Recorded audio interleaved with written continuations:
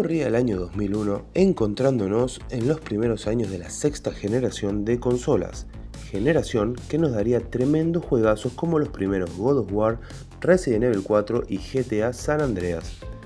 Es así que el 18 de mayo de 2001, la extinta desarrolladora Darkworks nos traería lo que sería la cuarta entrega de la pionera saga de survival horror Alone in the Dark, con el subtítulo de The New Nightmare.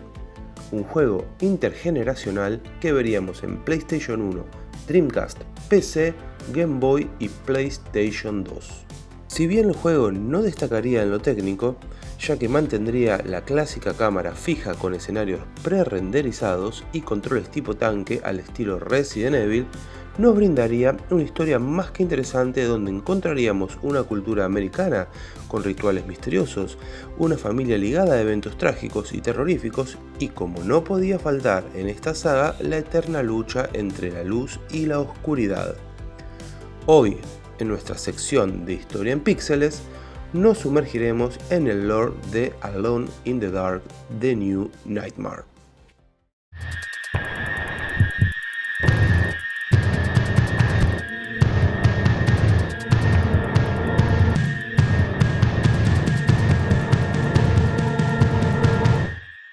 Nuestra historia inicia varios miles de años antes de los eventos del juego, con la ficticia civilización americana Abkhani, una tribu que habitaba la alejada y peligrosa Shadow Island. Esta civilización creía en la existencia de dos mundos, el de la luz y el de la oscuridad, y es bajo esta premisa que se desarrollará la historia del juego.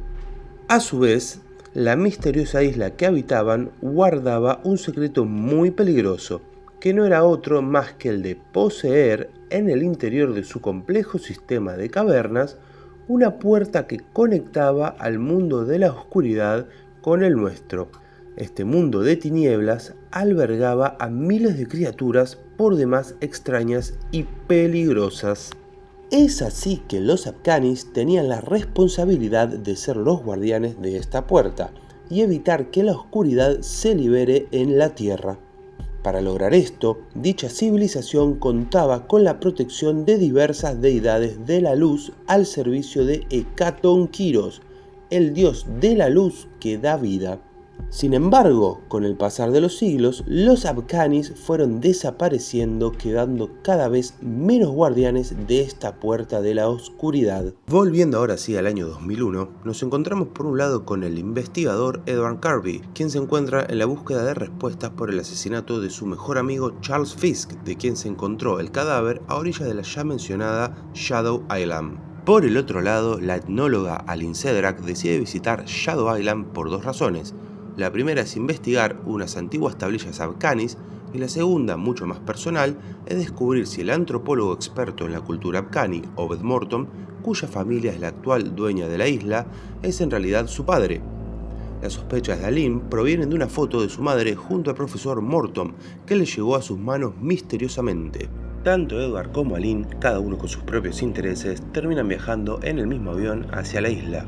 Sin embargo, el avión es atacado por lo que parece ser una extraña criatura, y es cuando Aline y Edward deben saltar con paracaídas, donde rápidamente se separan, cayendo Edward en el bosque y Aline en el tejado de una enorme mansión.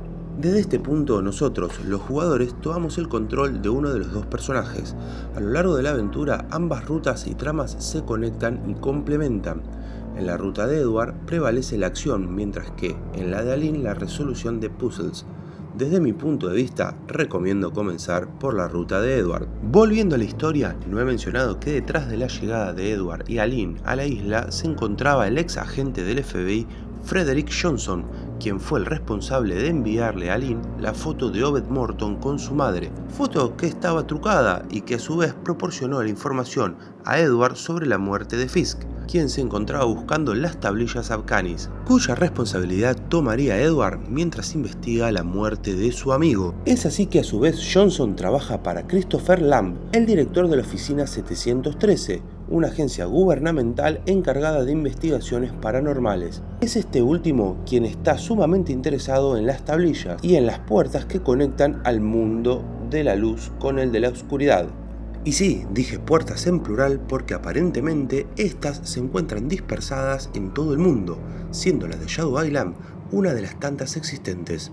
Lamb es incluso el responsable de financiar la investigación de Obed Morton, ya que el profesor le aseguró que podría desentrañar todos los secretos de la isla. Lo que aún no sabíamos es que Obed tiene un hermano gemelo llamado Alan, quien es realmente la verdadera mente brillante de los hermanos Morton, y que al igual que Obed, fue financiado por Lamb para llevar a cabo ciertos experimentos con humanos. Acá es donde la historia se pone realmente interesante, ya que en determinado momento del juego llegaremos a la biblioteca con ambos personajes. Es en dicha habitación donde encontramos el archivo más extenso del juego y me arriesgo a decir que el más extenso de todos los survival horror que he jugado. Este archivo de 50 páginas nos relata la historia de la familia Morton, y si bien dije que era realmente extenso, es también súper interesante. La historia de la familia Morton inicia con Richard, personaje que sería el fundador de la dinastía, amasando su fortuna al entrar a la industria petrolífera. Al dedicarse a la extracción de petróleo, solía realizar viajes y expediciones a lo largo del mundo. Es en uno de sus viajes que se topa con el cadáver de un hombre congelado junto a unas tablillas muy extrañas. Para traducir estas tablillas contrata a Samuel Gibson, un especialista en lenguas antiguas. A medida que Samuel avanza con la traducción, Richard se obsesiona más y más con su contenido. En un determinado momento, Samuel le envía una carta a su novia contándole sus miedos al trabajar para Richard, sin saber que esta sería la última carta que escribiría. Unos días después, Gibson desaparece sin dejar rastro, o al menos es lo que decía la carta enviada por Richard a la madre de Samuel. El heredero de Richard fue su hijo Archibald, quien sería el primer Morton en habitar Shadow Island. Al igual que el resto de su familia, se vería atraído por esta isla y sus secretos. Este interés por lo oculto atraería a Judas Deserto a acercarse a Archibald.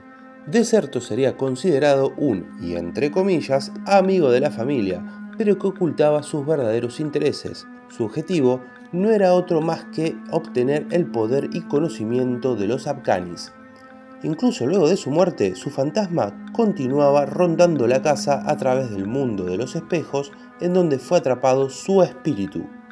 Es el hijo de Archibald, Jeremy Morton, abuelo de los gemelos Obed y Alan, quien tendría un papel importante en el estudio de las criaturas de la oscuridad que habitaban la isla. En sus investigaciones, Jeremy descubriría que estas criaturas eran fotosensibles, no podían soportar una carga constante de luz. Es así que crea diversos artefactos y armas que encontraremos esparcidos en el juego que nos ayudarán a combatir al mundo de las tinieblas. A lo largo de su vida en Shadow Island, Jeremy conocería a Joseph Edensaw, el último descendiente Afghani, y quien se transformaría en un gran amigo de Jeremy e intentaría guiar a los dos gemelos Obed y Alan en el camino de la luz.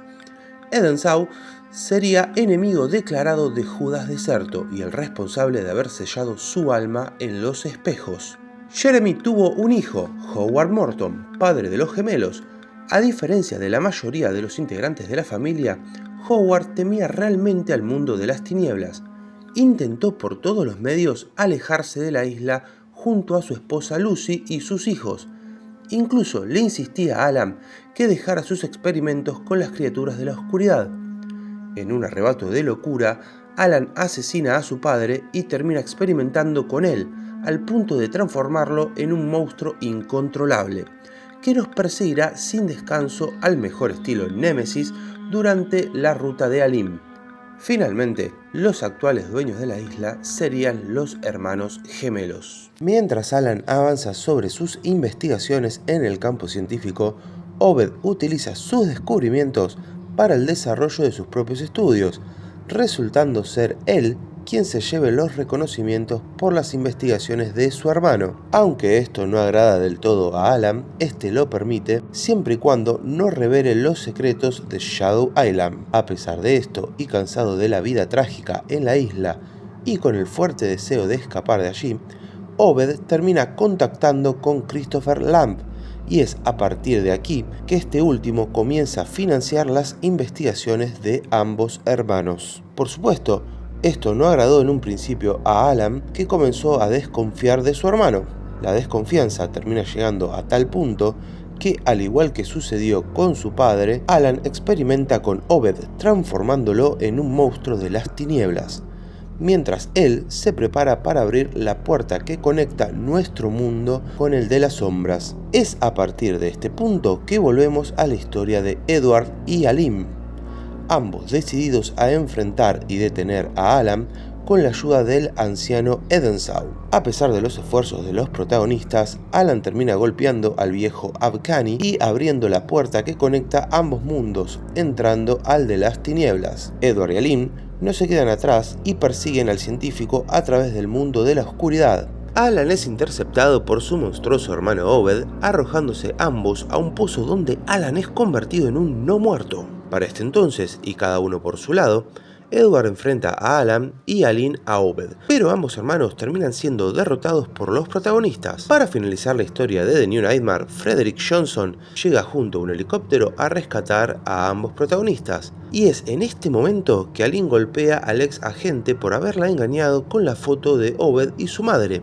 Una vez dentro del helicóptero, Shadow Island es tragada por la fuerza de la luz, que termina por desaparecerla definitivamente. Por último, podemos ver un epílogo donde Lamb habla por teléfono con alguien y le explica que la desaparición de la isla se debió a que ésta se encontraba sobre una falla, llegando de esta manera al final del juego. Cabe destacar que la idea del estudio desarrollador era crear una trilogía, siendo esta la primera entrega, aunque debido a las malas ventas, nunca se desarrolló el resto de los juegos que se tenían planeados. Una verdadera lástima, ya que para muchos The New Nightmare fue un buen juego con un lore más que interesante, en el cual te aventuraba a sumergirse más y más en sus misterios, pero además considerado por muchos el último Alone in the Dark de calidad. Ahora sí, los invito a dejar en los comentarios si alguna vez jugaron alguna entrega de esta saga. ¿Creen que The New Nightmare fue un buen juego que mereció sus secuelas? Si el video les gustó, los invito a darle me gusta, suscribirse y por supuesto activar la campanita. Me estarías ayudando a seguir creciendo y traer más videos como este. Un abrazo grande y nos veremos la próxima en otra historia en píxeles, acá en Leveleando.